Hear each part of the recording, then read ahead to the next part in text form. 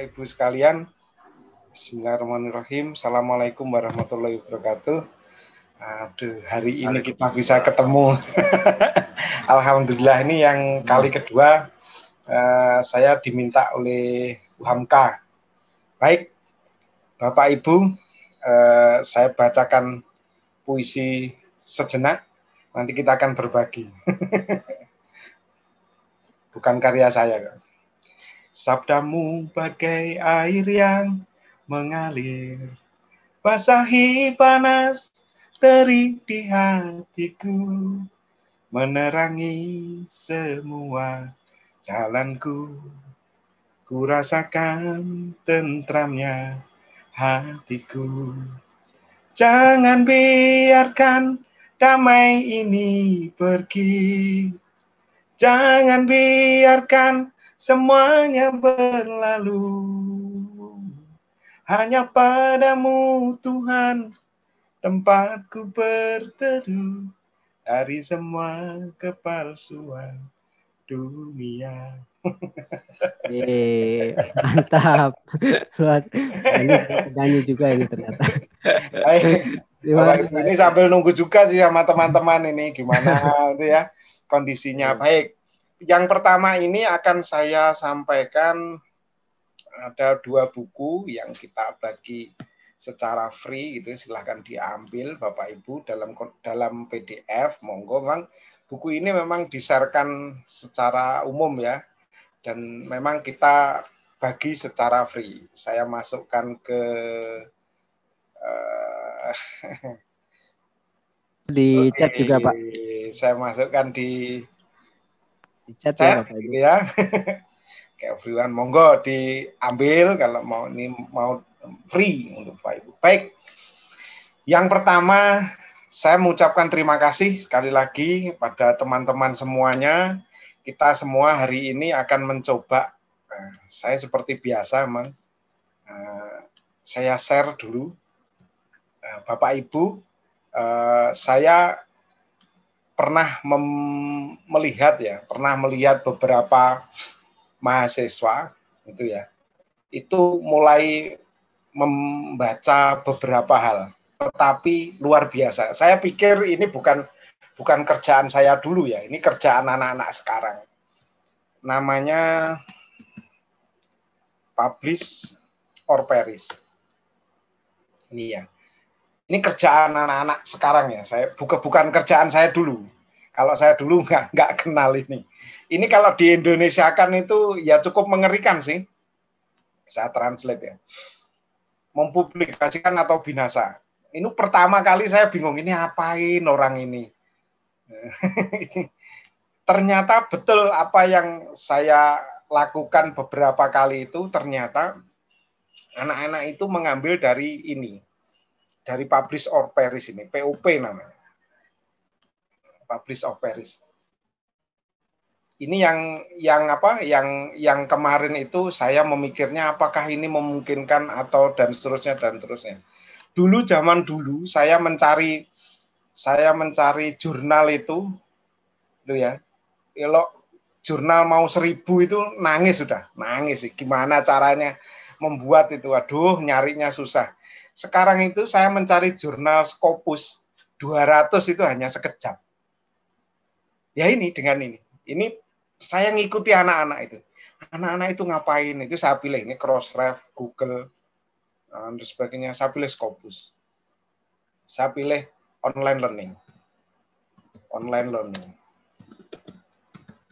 Kemudian saya pilih tahunnya. 2015 sampai 2020.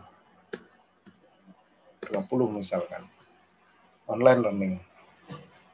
Kemudian saya searching. Dalam hitungan tidak terlalu lama, saya sudah mendapatkan 200 jurnal dengan kualifikasi terbaik. Artinya saya bisa tahu linknya, tahu tempatnya, tahu semuanya, itu berdasarkan kayak begini.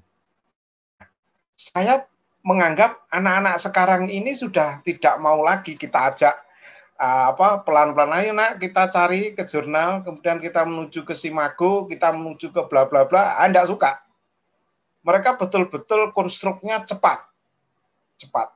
Nah, saya kalau ini kita cari bukan Scopus ya, ini cari Google Scholar, ini bisa 1000 jurnal sekali tarik gitu ya.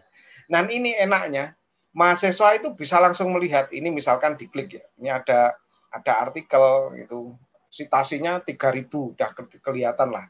LC Sen misalkan kita cari gitu ya, kita cari. Nah, pada saat mereka mereview hal semacam ini, mereka menggunakan sebuah prinsip bahwasanya bisa mencari apapun sekarang dengan gaya apa ya, retro mereka gitu ya, mereka kan cukup mentranslate-nya dan mereka bisa membacanya dengan asik. Dulu saya nggak kepikiran ini bisa menjadi bahasa Indonesia dan sebagainya, saya nggak kepikiran, nggak ada kepikiran sama sekali. Oleh karena itu, marilah kita mencoba melihat sisi-sisi yang terbaik yang mereka inginkan dan bagaimana teknologi itu membantu. Jadi, siapakah media itu? Media itu ternyata kita sendiri. Dia tidak ada yang lain, ya kita sendiri. Kita yang effort, kita punya effort nggak gitu ya. Tadi sudah dikatakan di Pak Dekan tadi mengatakan luar biasa. Saya mengikutinya dengan apa ya? Dengan melihat itu saya betul, memang betul. Saya tadi itu adalah sebuah apa ya? Sebuah pernyataan beliau yang luar biasa. Saya juga tadi ada yang merinding saya juga. Artinya apa? Artinya oranglah yang pertama, humanistiknya. Kalau sudah demikian alat itu sudah tersedia semua. Oke. Baik, itu yang pertama. Orang sudah mengenal, dulu saya juga tidak mengenal publish or perish ini apa dan sebagainya. Dulu kan kita seperti ini ya, scholar paling ya, scholar gitu ya. Dari scholar ini gitu ya, dari scholar kita klik misalkan online learning gitu. Dulu begitu online learning. Nah, itu baru kita tahu gitu ya. Sekarang sudah tidak seperti ini. Kata-kata ini kita menyebutnya adalah disruption. Disruptif. Jadi ini ada sebuah ungkapan baru gitu ya. Saya googling saja ya, Oke. Disruptif. Disrupsi. Ini adalah disruptif.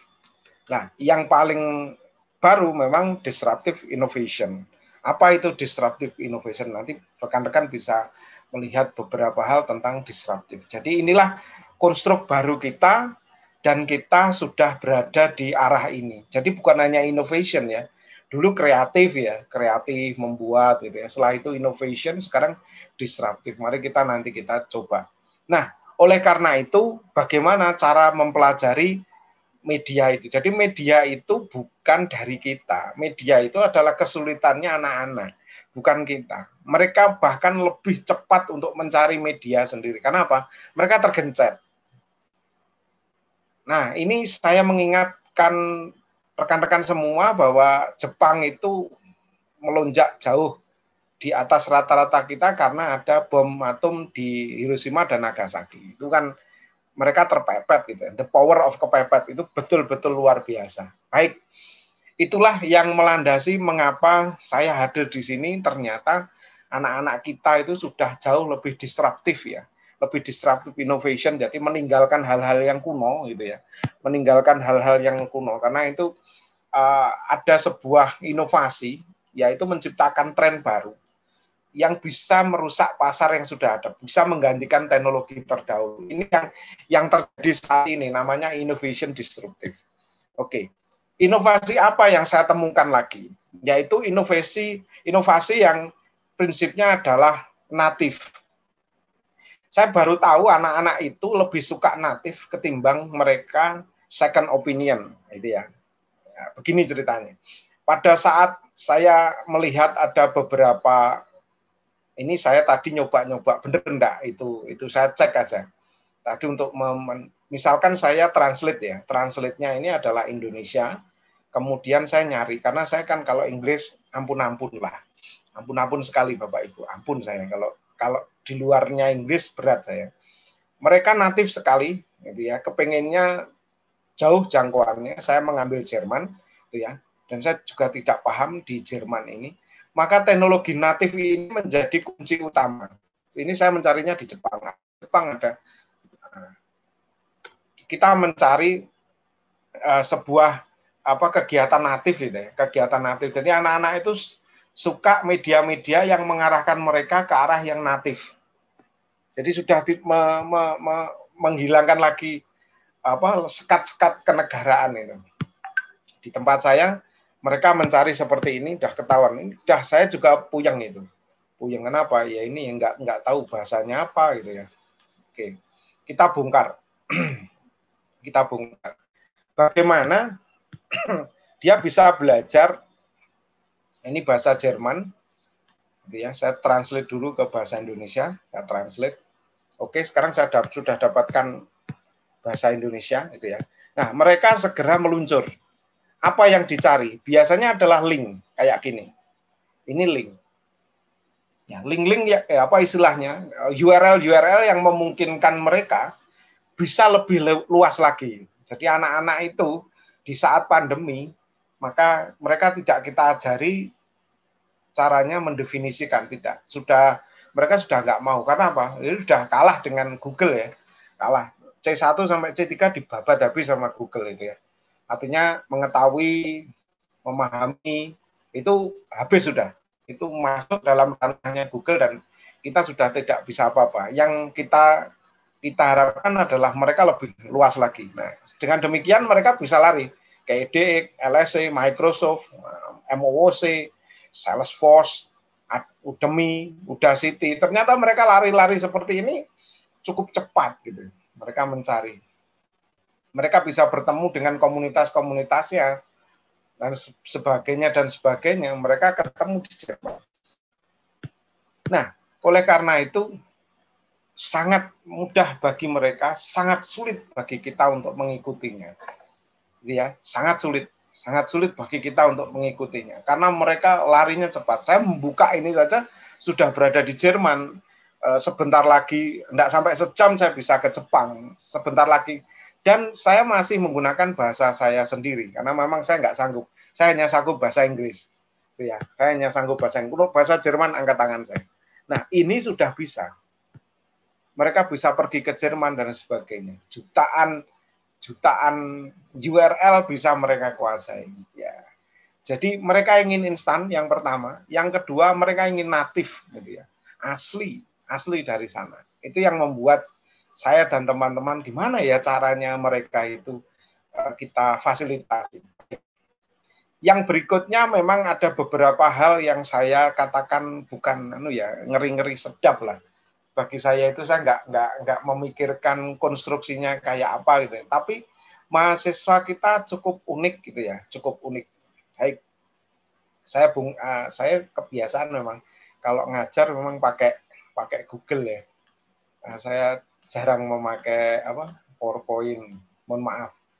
Saya langsung ke Google. Saya Google aja ya, Google.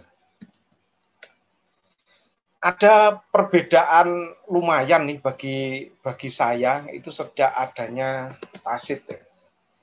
Ini agak keilmuan sedikit. Tacit knowledge.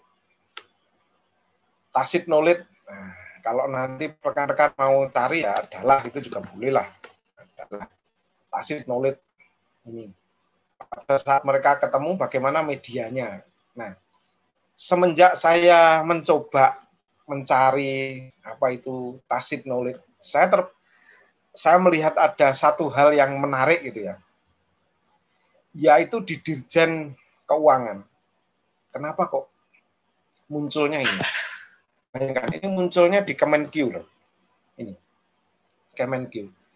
Kenapa Dirjen Keuangan kita menggunakan tacit knowledge, bukan explicit knowledge?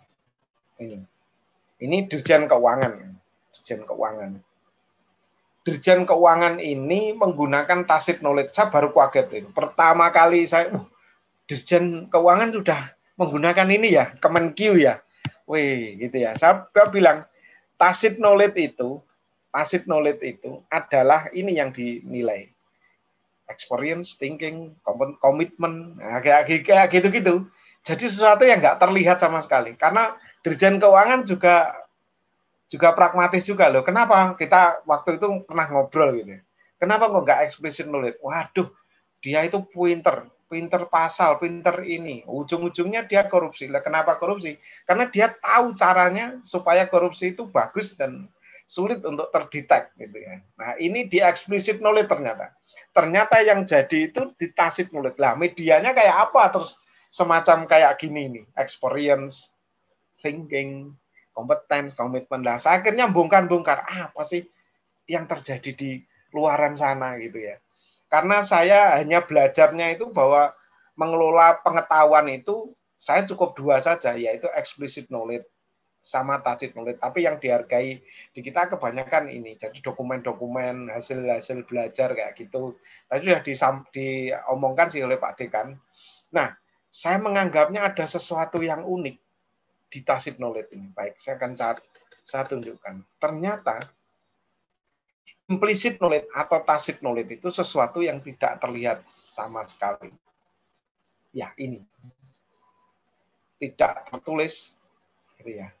Betul-betul ilusif, intuisi, dan sebagainya. Ini konstruksinya seperti ini. Nah, kita lebih tertarik di atas ini. Audio, record, video, numbers, formula, buku, dan sebagainya.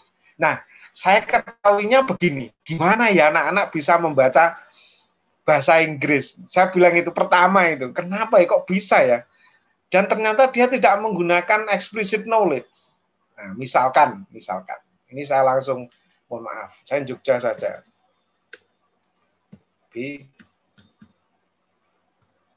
Ini saya tunjukkan medianya anak-anak itu ya. Saya tunjukkan medianya anak-anak gimana caranya mencari itu. Ya, itu di bstrip.org itu ada disediakan ini 5 juta buku, 70 juta artikel. Udah dapat segitu banyaknya. Gimana anak-anak ini? Dan kemarin kita tantang, ayo rekan-rekan presentasi tapi tidak boleh memakai buku, gunakan seluruhnya artikel. Siap, saya kaget juga pertama saya nantang anak-anak ini. Oke, karena pada saat itu saya sudah mengajarkan translate dan sebagainya. Ternyata dia sudah berkembang tinggi. Saya ngambil artikel. Ini, saya kualitatif pada mereka. Saya buntuti dia. Saya ngikuti dia sampai kos-kosan. Saya tanya, nggak apa-apa kan Bapak di sini? Nggak apa-apa Pak, kita fair aja. Oke. Dia mencari tentang sama, misalkan online learning ya. Online learning. Saya mencari artikel. Gitu. Oke. Saya mendapatkan 500 artikel, hampir sama dengan Paris of Publish tadi, POP tadi hampir sama. Cuman ini dia mengarahnya lebih instan lagi. Ini tipikal yang kedua, yaitu yang sifatnya anak itu dia itu nggak mampu secara eksplisit, dia nggak mampu secara TOEFL, nggak mampu, dia nyerah. Tetapi ternyata yang terjadi itu effort di dalamnya. Dia mencari cara untuk hal itu mudah. Nah, dia mengambil salah satu misalkan learning online learning ya, learning online untuk offline, Bitwin dan seterusnya. Caranya begitu, dia download, ya ada downloadnya, di download.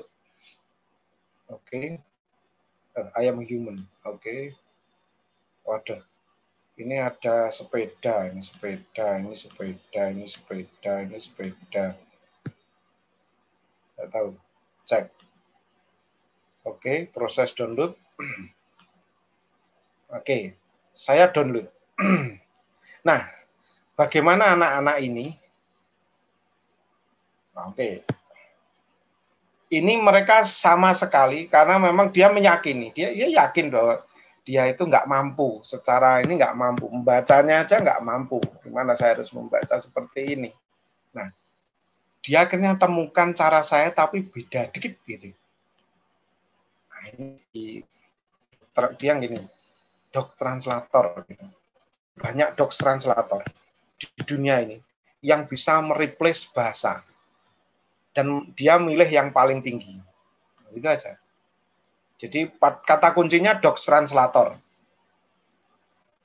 Pada saat anak-anak ini mencoba memikirkan bagaimana caranya, mereka dengan daya upayanya, effortnya, itu ya, komitmennya, dia terus mencari. Akhirnya dia temukan, enggak tahu ini dari mana. Kalau dosen bilang, waduh dapat temploan setan ini, dan seterusnya. Nah, mereka translate. Apa yang dia peroleh, diupload di sini. Diupload. Nah, ini yang downloadnya tadi, diupload.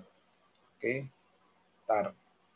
Oke, yang paling, oke, open, dia masukkan. Tadi jelas-jelas berbahasa Inggris, sekarang mereka mengubahnya menjadi bahasa Indonesia. Indonesia. Kebablas. Oke, Indonesia. Jadi prinsip mereka sederhana. Mereka tahu dia nggak mampu, tahu, paham, sadar dia nggak mampu. Secara eksplisit dia kalah. Tetapi dia tidak mau kalah dengan teman-temannya yang memiliki kemampuan itu. Dia terus berjuang. Perjuangan ini membuahkan hasil dengan berbagai cara ya. Dia translate. Oke, translate kan. Oke, dia translate. Oke. Oke. 88%, mudah-mudahan nggak lama. Kalau buku lama. Dan ini gilanya itu ya, gilanya. Buku juga pernah diterjemahin. Nah, dia nggak mampu ya, nggak mampu secara nggak mampu dia. Tapi setelah bergelut dengan teknologi, mereka akhirnya mampu. Ini media mereka. Oke, dia nggak pergi kemana-mana. Baik, tadi sudah saya share itu yang ini ya, bahasa Inggris. Ini yang berbahasa Inggris. Tapi dia juga sudah sanggup membacanya juga dalam bahasa Indonesia dalam waktu yang singkat. Dia tidak merubah apa-apa. Ini adalah gaya mereka. Kita nggak kita mau marahi mereka. Ngapain?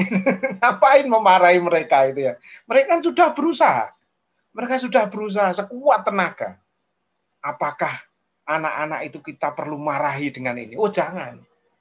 Dia memang yakin dianya tidak mampu berbahasa Inggris. Dia sudah nggak mampu. Tapi dia punya effort. Luar biasa. Ini yang membuat kami senang di jurusan itu.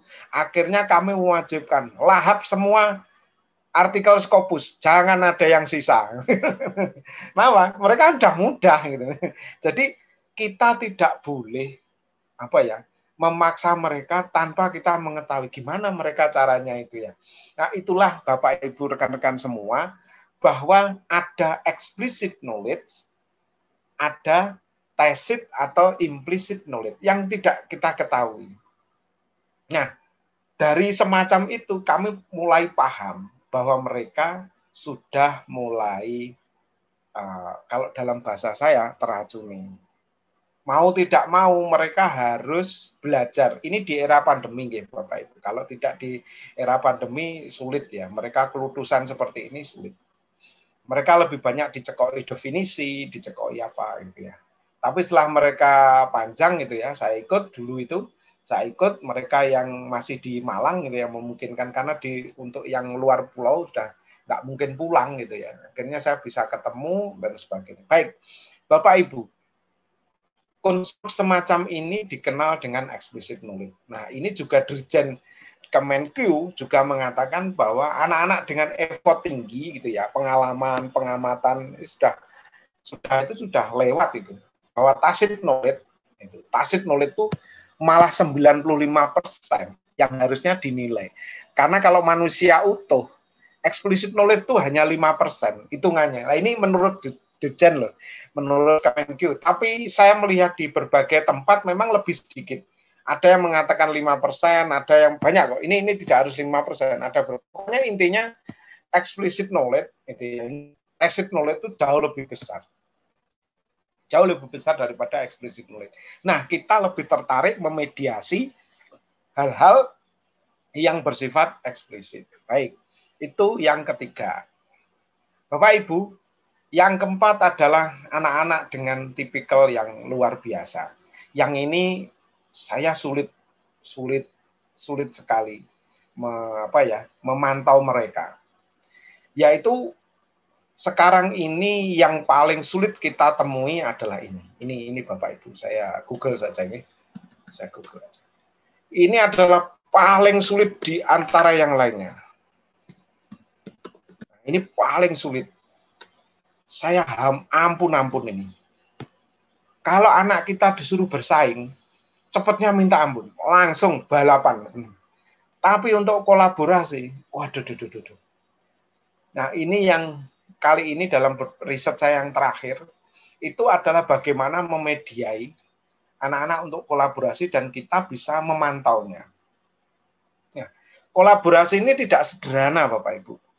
Tidak sederhananya apa? Ini butuh manusia yang itu betul-betul sadar sesadar-sadarnya bahwa dia itu tidak bisa apa-apa kalau tidak ada temannya. Kalau nggak sadar, ya Allah, itu susahnya minta ampun. Kolaborasi ini paling susah. Tetapi saya mulai ketemu dengan teman-teman YouTube, gitu, YouTuber itu mulai collab gitu ya kemana-mana dan mereka naik rating dengan kolaborasi. Saya contohkan itu masih belum nggak. Karena apa? Dunia pendidikan tuh hampir semuanya diajari bagaimana bersaing. Betul. Dunia pendidikan tuh malah lebih ekstrim ya ketimbang dunia YouTuber itu. YouTuber itu saling berkolaborasi membangun konten apa. Dunia pendidikan luar biasa, saingan ketat gitu ya. Baik. Saya menggunakan alat gitu ya. Alat terpaksa saya memediasi mereka menggunakan alat namanya Nutcase ya. Nutcase ini saya temukan gitu ya. Saya temukan bahwa Nutcase ini adalah collaborative project management software. Jadi ternyata anak-anak ini mereka harus kita ketahui dia nyumbang apa dalam kolaborasi ini. Hampir mirip dengan Wiki. Dulu tahun 2016 ya, 15-16 saya menggunakan Wiki, teknologi Wiki, tapi saya temukan. Nah, ini yang perlu secara teori ya, kolaborasi itu penting, tetapi praktisnya rata-rata kita nggak sanggup membuat media mereka. Nah, sekarang kita menggunakan seperti ini. Project Nutcase. Luar biasa. Saya lebih asik ya ketemu teman-teman itu di Nutcase. Karena apa? Ternyata kalau kita buat, ayo anak-anak kita ke forum, mari sumbangkan pikiran. Wow, bila itu ya itu nggak ada yang tulan ke forum itu. Aduh. Forum itu ditinggal itu. Pak nggak asik, Pak. Forum itu. Alah gitu. Akhirnya saya menggunakan ini. Saking senengnya gitu ya, saking senengnya itu kita bagikan ke semua teman-teman ya. Kenapa kita menggunakan Nutcase ya? Dia itu mengelola dan melacak proyek yang mereka kembangkan itu mulai awal sampai akhir. Bayangkan, kalau kita dosen sampai keluyuran ke rumah-rumahnya, si Budi tadi mengerjakan apa ya? Ini aduh ya. Nggak sampai gitu ya. Dan ini luar biasa menurut saya itu ya. Nah, dia bisa mengatur tugas dan seterusnya, melihat waktu atau istilahnya udah saya pakai bahasa Inggris saja lah. Kalau bahasa Inggris agak paham sih. Oke. Nah, dengan ini luar biasa. Itu ya. Nah, ini butuh media. Jadi kita mencari apa, terus kita mencari medianya. Jangan kita apa terus diajari itu, jangan. Kita butuh apa? Kolaborasi. Medianya apa? Cari. Kita apa? Dan itulah kerjaannya dosen, Bapak Ibu. Kerjaannya dosen yang mencari, memfasilitasi learning, facilitating learning itu. Bagaimana memfasilitasi pembelajaran. Kalau enggak itu kan repot kita. Oke. Saya tunjukkan ini teman-teman. Mudah-mudahan ini saya sudah masuk ke Nutcase. Oke, saya gunakan YouTube. Saya gunakan Nutcase gitu ya. Saya masuk agak pelan ini. Internet saya agak keok ini. Oh, ini ada masalah di login saya. Maaf, ini Kenapa nggak bisa login ya? Oke. Oke, saya coba lagi Netgear. Mohon maaf Bapak Ibu, Netgear. Oke, saya ulang lagi. Mudah-mudahan bisa. Baik, saya ulang itu mungkin ini sign in ya, sign in. Oke, saya masuk. Tentunya ini saya pakai Google account. Ini ada masalah di Netgear-nya. Mohon maaf, ini di komputer saya baik.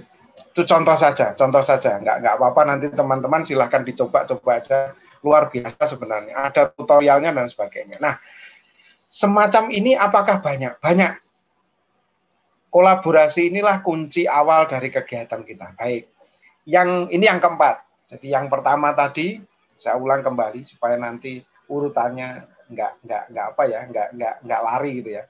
Yang pertama tadi adalah anak-anak ini sudah memiliki kemampuan yang luar biasa, yaitu mereka ingin instan.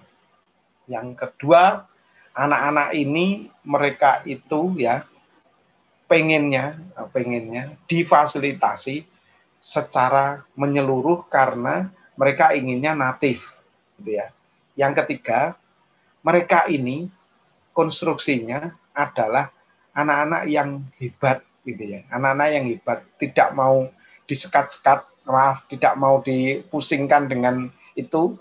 Maka yang kita tantang, yang kita challenge itu adalah mohon maaf yang kita challenge itu yang tacit ya, bukan eksplisit. Kalau eksplisit mereka nggak akan mau ya, karena mereka berorientasi hasil. Yang keempat, bahwasanya anak-anak ini lemah di kolaborasi pada saat pembelajaran, tetapi pola kehidupannya mereka sangat bagus. Kita memakai software seperti ini. Nah, yang kelima adalah gaya mereka, sebenarnya mereka itu sangat rigid sekali. Sangat rigid sekali. Saya tunjukkan nih, saya Google. Nah, mereka sangat rinci. Rincinya begini, rincinya ya. Mereka sangat detail. Saya ngambil aja tren ya.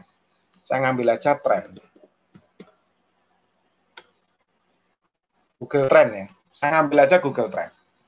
Ini ngambil. Saya nggak ngapa-ngapain ya. Ini software sudah ada gitu ya.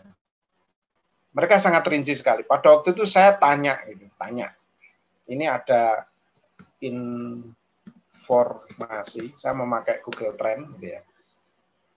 Rinci sekali anak ini. Saya bandingkan dengan information. Saya bandingkan. Ya, terlihat kan? Ini saya menggeser itu, saya lihat betul bahwa anak-anak ini ternyata, wah, ya Pak, informasi, oke. Saya pindah. Oke, saya pindah ke Malaysia. Yang tidak jauh dari kita. Oke. Nah, ini kebalik. Kalau di sana information jauh lebih tinggi. Mereka jauh lebih tinggi. Nah, sedangkan informasi rendah. Saya kembalikan lagi ke Indonesia. Oke, saya kembalikan. Nah, ada perbedaan ini. Lantas kita bertanya, apa yang terjadi di sana? Ternyata mereka bisa menganalisis. Nah, soal-soal inilah yang perlu Bapak Ibu kembangkan. Jadi bukan definisi informasi adalah wah, dilahap habis sama mereka. Tetapi pada saat mereka menganalisis grafik, menganalisis ini, menganalisis itu, mereka challenge gitu. Wah, saya hajar bleh gitu misalkan ya. Ini kita akhirnya mereka bisa debat gitu ya. Bisa debat dengan medianya sederhana, kita pakai Google Trend gitu.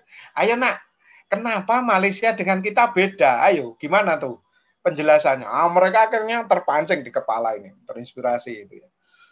Itu yang membuat kita itu senang gitu ya, senang mengajar gitu. Jadi kita nggak perlu ngapalin macam-macam gitu ya. Cukup kalau ngapalin cukup serahkan Google. saya ngajarnya ya kayak begini nih, ngajarnya langsung hari itu juga minta apa gitu. Oke, kita pelajari. Nah, dengan demikian gaya-gaya kayak semacam ini, challenge kayaknya asik juga. Mahasiswa aktif, mereka aktif sekali. Nah, akhirnya dengan oh iya Pak, Malaysia itu berarti bahasa Inggrisnya bagus Pak ya. Ya, kenapa? Oh, akhirnya mereka nyerempet ke sejarah, mereka nyerempet kemana? Mereka temukan sendiri. Nggak perlu kita, Malaysia adalah negara yang adalah jajahan Inggris yang bla bla bla, dimerdekakan, diberi hak merdeka. Nggak perlu. Bapak Ibu sekalian, itu mungkin gambaran real tentang 5. Dan yang 5, kenapa kita menggunakan media. Dan yang terakhir, hari ini ya, yang terakhir hari ini adalah mereka itu adalah manusia dengan keunikan yang berbeda-beda. Kenapa? Ini. Oke. Mereka punya keunikan yang berbeda-beda. Saya memakai YouTube kalau yang ini. Mohon maaf, saya memakai YouTube. Kemudian oke. Mudah-mudahan cepat juga, saya nggak tahu. Ini komputer. Oke. Saya memakai tab UM. Oke, saya punya channel, tapi ini milik lembaga kami. Saya juga ikut di sini. Nah, saya menggunakan teknik, misalkan ini, mengajar itu, saya kumpulin dari teman-teman. Ada berbagai pengajaran, ada seratusan video saya buat gitu ya. Nah, kita pada waktu itu ditanya, kenapa kok membuat video? Ternyata mereka itu preskriptifnya ternyata berbeda. Mereka itu distribusi normal. Kalau kita ajari pakai sinkronus langsung ya, itu yang menang yang pinter. Karena apa? Yang pinter itu, mohon maaf, yang pinter itu sekali diberi informasi jrep nyantol. Nah, ini yang nggak pinter-pinter itu gimana itu? Mereka harus diulang. Nggak bisa. Mohon maaf, berbeda. Nah, ini contohnya. Mereka secara ini juga sama ini ya. Saya bongkar lagi contohnya. Oke. Saya juga, ya, tidak masalah. Subscribe nanti dulu aja. Gampang lah. Nah, saya melihatnya, anak-anak itu ternyata lebih suka kalau gambarnya itu kayak papan tulis. Diajari kayak papan tulis. Ini sederhana tetapi kena gitu. Jadi saya menerangkannya kayak papan tulis itu. Biasanya pakai video scribe ya. Tetapi saya ribet gitu ya, ribet. Ternyata dengan memberikan video yang sederhana untuk mengungkapkan konsep itu dengan preskriptif yang berbeda-beda. Anak-anak itu kan punya yang ada yang pinter, setengah pinter atau menuju pinter, jangan dikatakan yang menuju pinter. Mereka ternyata kalau tidak jelas mereka bisa mengulang kembali.